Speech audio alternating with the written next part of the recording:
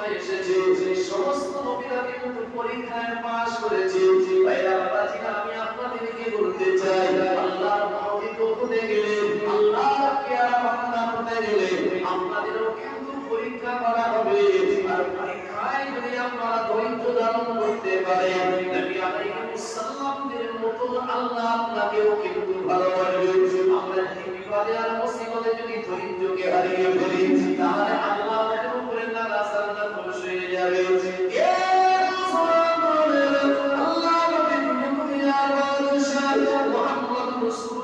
আপনাকে ভালোবাসতে হবে, যেমন সাহাবারা ভালোবেসেছিল। মুহাম্মদ রাসূলুল্লাহকে অনুসরণ করতে হবে, যেমন সাহাবারা অনুকরণ করেছিল।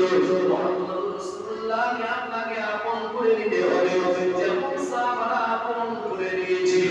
মুহাম্মদ রাসূলুল্লাহর পরামর্শ কেমন? আল্লাহ নবী মদিনার জিন্দেগিতে চলে গেলেন। আল্লাহ নবী একটি পাথরের উপরে বসে আছেন। আল্লাহ নবী রহমাতুল লিল আলামিনের সঙ্গে দুইজন ছোট ছোট মাসুম বাচ্চা, একটার বয়স 8 বছর আর একটি বাচ্চার বয়স 16 বছর। দুইটা ছোট ছোট মাসুম বাচ্চা এসে মুহাম্মদ রাসূলুল্লাহকে জিজ্ঞাসা করলেন, মুহাম্মদ বিন আব্দুল্লাহ, আপনি আজ মক্কা থেকে মদিনায় এসেছেন। মুহাম্মদ বিন আব্দুল্লাহ, আমরা আপনার কাছে জানতে চাই, কি কারণে আপনি আপনার ঘর, আপনি আপনার বাড়ি, আপনি আপনার বিবি, আপনি আপনার ছেলে, আপনি আপনার আপনজন, আপনি আপনার দেশের সব কিছু সম্পদ সম্পত্তি রেখে দিয়ে আপনি শূন্য হাতে কেন আমাদের মদিনার জমিনে এসেছেন? তো মুহাম্মদ বিন আব্দুল্লাহ, ছোট্ট বাচ্চা, একজনের বয়স 8 বছর কিতাব এসেছে, অপরজনের বয়স 10 বছর। দুটো সহোদর ভাই, দুটো মায়ের আপন পেটের ভাই, দুই ভাই এবং রাসূলুল্লাহকে প্রশ্ন করলেন। আল্লাহ নবী মাসুম বাচ্চার প্রশ্ন শুনে বলেছিল, ও বিলাল, ছোট্ট বাচ্চারা শুনতে দাও, আমি মুহাম্মদ রাসূলুল্লাহ, আমি আমার মাতৃভূমি ছেড়েছি। মক্কার মানুষদের জুলুম সহ্য না করতে পেরে, মক্কার মানুষদের কষ্ট সহ্য না করতে পেরে, তাদের অত্যাচার আর সহ্য করতে পারছি না, তাই আমার মাতৃভূমি ছাড়তে আমি বাধ্য হয়েছি। দুই ছোট বাচ্চা ওই সময় মুহাম্মদ রাসূলুল্লাহকে জিজ্ঞাসা করল, ও মুহাম্মদ রাসূলুল্লাহ, আপনি কি বলতে পারবেন মক্কার জিন্দেগিতে সব থেকে আপনার উপরে কে জুলুম করেছে?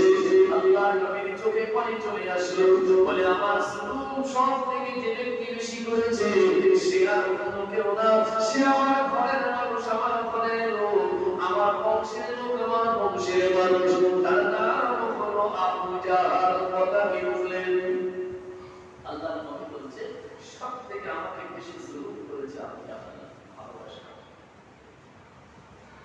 বিশ্বাস করো, তুই ছোট মাসুম বাচ্চা, আল্লাহর হাত মোবারকের হাত রেখে বলল, ও মুহাম্মদুর রাসূলুল্লাহ সাল্লাল্লাহু আলাইহি ওয়াসাল্লাম, আমরা কইবাই আপনাকে মুহাব্বত করে ফেলেছি, আপনাকে ভালোবেসে ফেলেছি। কোন দাদা, কোন নিষ্ঠুর মানুষ, আল্লাহর কসম করে বলছি, সে আল্লাহ আমাদের আপনার চেহারা দেখলে তো মোমের মতন পাথর, মোমের মতন গলে যায়। আপনার চেহারা এত সুন্দর, দুনিয়ার সমস্ত মানুষ পাগল করা হয়ে যায়। আপনার চেহারা এত সুন্দর, মহারা মানুষের জবানের কথা পার হয়ে যায়। আপনার চেহারা মোবারক এত সুন্দর, আমি জানি না আমরা বলতে পারবো না এই চেহারা সুন্দর চেহারাওয়ালা মানুষটাকে নাকি আপনি এর কষ্ট দিয়েছে। দুই বার মুহাম্মদ রাসূলুল্লাহ নিজের হাতে হাত রেখে বলেছে, ও মুহাম্মদ রাসূলুল্লাহ, তিনি দুনিয়ার জমিনে আল্লাহ পাক দুই ভাইকে বাঁচিয়ে দিলেন। যদি পায়ে হেঁটে হেঁটে হেঁটে হেঁটে যদি মক্কা মুআজ্জামাতে যেতে হয়, মুহাম্মদ রাসূলুল্লাহ, আমরা সাক্ষী দিচ্ছি, মুহাম্মদ রাসূলুল্লাহ, আমরা আপনাকে বলে দিচ্ছি, আমরা আপনার দুশমনকে আমরা দুই ভাই হাতে কতল করে দেব। আপনি মদিনা শরীফের জমিনে এসেছেন, আপনার আদর্শ এত সুন্দর, আপনার আদর্শে মদিনা গিয়েছে আপনার চরণ এত সুন্দর মদিনার মানুষেরা মুগ্ধ হয়ে গিয়েছে আপনার বিচার এত সুন্দর মদিনার মানুষেরা আপনার জন্য পাগল হয়ে গিয়েছে ইয়া রাসূলুল্লাহ আপনার হাসিটা এত সুন্দর মদিনার মানুষেরা অবাক হয়ে আপনার হাসিটা কার জন্য পাগল হয়ে যায় মুহাম্মদুর রাসূলুল্লাহ আপনার চেহারাটা এত সুন্দর যদি কোনো ক্ষুধার্ত ব্যক্তি একবার দেখে ফেলে আপনার চেহারা দেখলে ক্ষুধার জ্বালানি বারণ হয়ে যায় এত সুন্দর মানুষকে যে ব্যক্তি দুশমনি করেছে আমরা আল্লাহর কসম করে আপনার গায়ে হাত থেকে শপথ দিচ্ছি মুহাম্মদুর রাসূলুল্লাহ দুশমনকে যতদিন দুনিয়া থেকে বিদায় না করতে পারবো মুহাম্মদুর রাসূলুল্লাহ দুশমনকে যতদিন দুনিয়া থেকে বিদায় না করে দেব আমরা আমাদের বাড়িতে কোনোদিন আরামের বিছানা দিয়ে শয়ন করব না সুবহানাল্লাহ আওয়াজ দিয়ে বলুন সুবহানাল্লাহ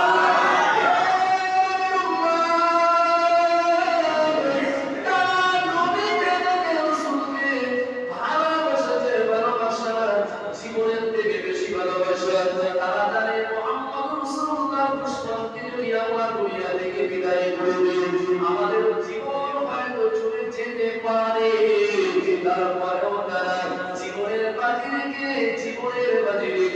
মুহাম্মদুর রাসূলুল্লাহকে ভালোবেসেছে যেদিন কিনা উহুদের বদরের প্রান্তর ইসলামের সবথেকে প্রথম যুদ্ধের নাম বদরের যুদ্ধ এদিকে মক্কার কাফারে কুরাইশরা বদরের প্রান্তরে এসে বাহির হয়ে গিয়েছে মুহাম্মদুর রাসূলুল্লাহ সাল্লাল্লাহু আলাইহি ওয়াসাল্লাম দরবার শরীফ থেকে সাহাবাদেরকে আহ্বান করে আহ্বান করে বলছে ওরে আমার সাহাবারা মক্কা থেকে আফ্রিকার সংগ্রাম করলে বদরের প্রান্তরে তারা মুহাম্মাদের মিটিয়ে দেওয়ার জন্য আমি মুহাম্মদুর রাসূলুল্লাহ মদিনায় সুন্দর জীবন যাপন করছি তার সহ্য হয় না আমার উপরে আঘাত করার জন্য ইসলামের উপরে আঘাত করার জন্য আমি তার শরীর থেকে নিয়ে বদলে এসে হাজির হয়ে গিয়েছি ওরে আমার সাহাবারা আমাদেরকে আগে যাওয়া লাগবে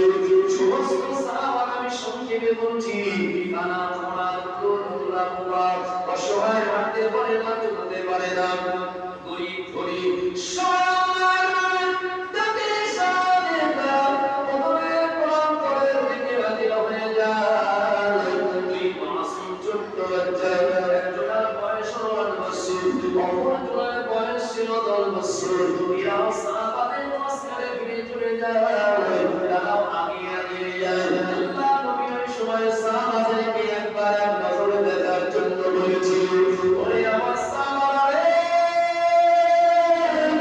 লাইন দিয়ে কাবায় তোমরা দাঁড়িয়ে যাও আমি একবার তোমাদেরকে বর্ণনা করে দেখে দেই বদরের প্রান্তরে কত মানুষ যুদ্ধ করতে যাচ্ছে বাইরে বাবাজিরা নওজোয়ান তরুণেরা আল্লাহ নবী সাহাবাদেরকে গোলাগুলি শুরু করছিল লাইনের মাঝখানে দুই ছোট মাসুম বাচ্চা দাঁড়িয়ে গিয়েছে আল্লাহ নবী কানে দেখে বলছে ও আমার ছোট্ট দুই সাহাবা তোমরা এমন করে এই লাইনের মাঝখানে দাঁড়িয়ে আছো কেন ওই সময় ছোট দুই বাচ্চা এই কথা বলল ইয়া রাসূলুল্লাহ মায়ের কাছ থেকে শপথ নিয়ে আজ বাড়িতে বের হয়েছি আপনার সাহাবারা বদরের প্রান্তরের দিকে এগিয়ে যায় আমরা মায়ের কাছ থেকে শপথ নিয়ে মাকে বলে এসেছি মা জীবনে আর কোনোদিন হয়তো মা তোমার কাছে একবার শপথ নিয়ে বার হচ্ছি আব্বাজান আমাদের জানের নবী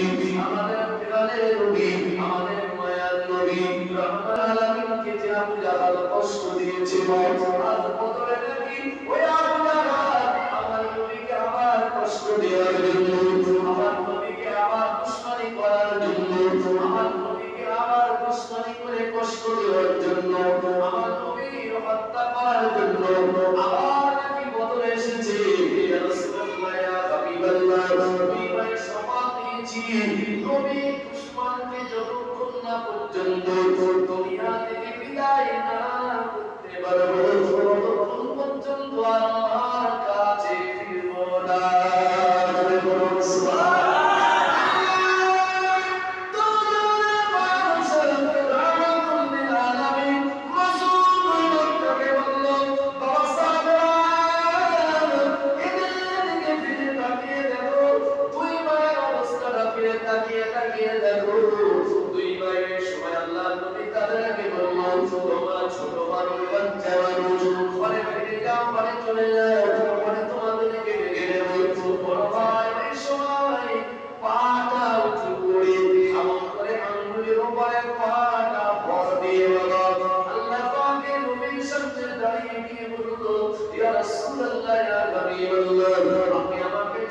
ভাবছেন, ছোট ভাববেন না। আমি লম্বায় অনেক বেশি, পায়ের উপরে পা দিয়ে উঁচু হয়ে এমন করে দাঁড়িয়ে আল্লাহ নবীকে বোঝাতে লাগছে, ইয়া রাসূলুল্লাহ, আমরাও কিন্তু অনেক লম্বা। ছোট ভাইটা ওই সময় ছোট্ট হওয়ার কারণে নবীও তাকে বলল, বাড়ি ফিরে যাও। আল্লাহ নবীকে ওই সময় ছোট্ট ভাইটা বলল, ইয়া রাসূলুল্লাহ, ইয়া হুজুর, আপনি আমাকে দেখতে ছোট ভাবছেন, আমার গায়ে যা ক্ষমতা রয়েছে, আল্লাহ দুশমন আপনাদেরকে আমি জাহান্নামে পাঠিয়ে দেওয়ার ক্ষমতা রাখি। আল্লাহ নবী বিশ্বাস না করে বললেন, তোমার গায়ে কেমন ক্ষমতা? দুই ভাই ওই সময় বলল, ইয়া রাসূলুল্লাহ, আমাদের ক্ষমতার কাছে দেখতে চলেন, আমাদের ভাইকে একবার কুস্তি করার মতো আদেশ দিয়ে দেন। আল্লাহ নবী সাহাবাদের সামনে আদেশ দিয়ে দিয়েছিল, বাবা দুই ভাই বড় ভাইয়ের গায়ে শক্তি বেশি, বড় ভাই শক্তি বেশি হওয়ার কারণে কুস্তি লেগেছে, ছোট ভাইকে জমিনে ধরাশায়ী করে ফেলেছে।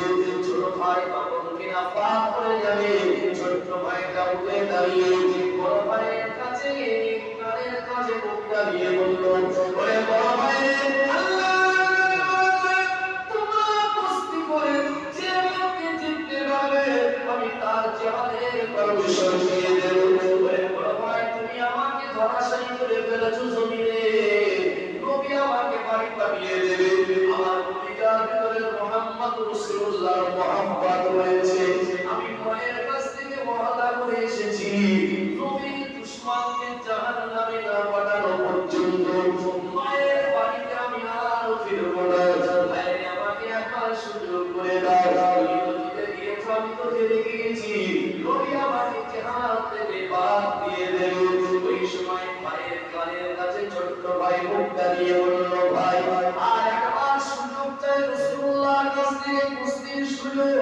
নবীজি আদেশ দিলে, বড় ভাই তুমি আমার সুযোগ দিয়ে দিও, আমি যেন তোমাকে হারিয়ে দিতে পারি। দুই ভাই এমন করে চুক্তি করে নিয়ে আবার কুস্তির পর আদেশ রাসূলুল্লাহ দিয়ে দিল। ওদের বড় ভাই ছোট ভাইকে হারিয়ে দিয়েছে, এবারে ছোট ভাই বড় ভাইকে হারিয়ে দিয়েছে।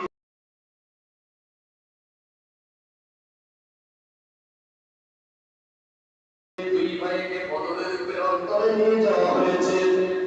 হাসান আব্দুর রহমান বিন আইয়ুব রাদিয়াল্লাহু তাআলা আনহু জিহাদের ময়দান তথা বদর প্রান্তরে তিনিও ছিলেন হাজির। বাবা হাসান আব্দুর রহমান বিন আইয়ুবের কাছে গিয়ে ছোট্ট দুই ভাই আবু জেহেলকে জীবনেও দেখিনি, আবু জেহেলের পরিচয় জানে না, শুধু শুনেছে আবু জেহেল নবীর দুশমন। দুই ভাই এই সময় বদরের প্রান্তরে গিয়ে কথাটা বলল, ওরে আব্দুর রহমান রে,